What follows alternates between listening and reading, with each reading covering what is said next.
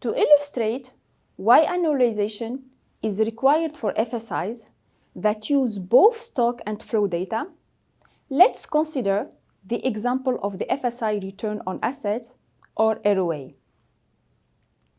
The ROA is the ratio of net income before tax, or flow, to total assets, or stock.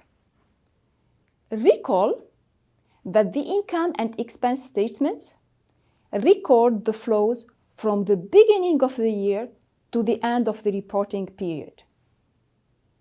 Let's assume that in a hypothetical country, the deposit taker sector's net income before tax is 2.5 currency units each quarter.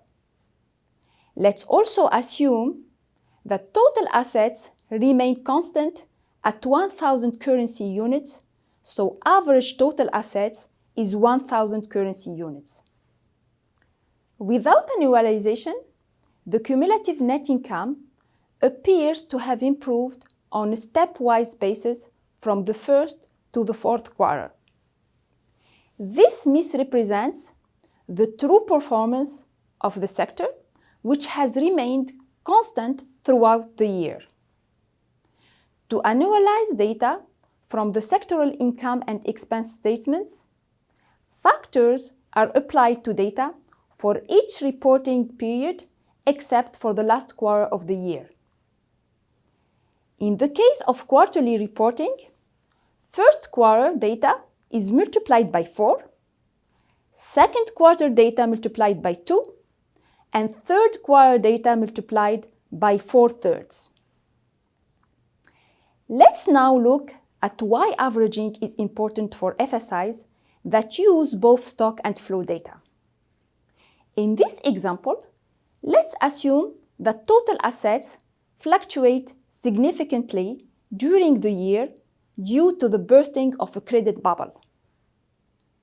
Assets grew sharply in the first and second quarter from 750 currency units at the end of the fourth quarter of the prior year. Total assets then declined significantly in the third and fourth quarter due to increased specific provision for loan losses. In this hypothetical example, annualized net income before tax is assumed to be constant to isolate the impact of increases and decreases in assets on the ROA computation. Using the stock position only for the end of the period understates the ROA when assets are increasing and overstates it when assets are decreasing. Comparing the annualized income earned during the reporting period to the average total assets rather than the total assets at the end of the period provides a more accurate matching of income earned to the volume of assets held during this period.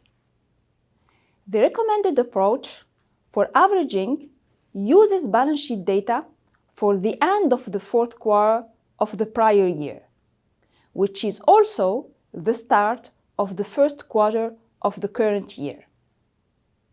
Data for each quarter of the current year is summed with the fourth quarter of the prior year and divided by the number of quarters.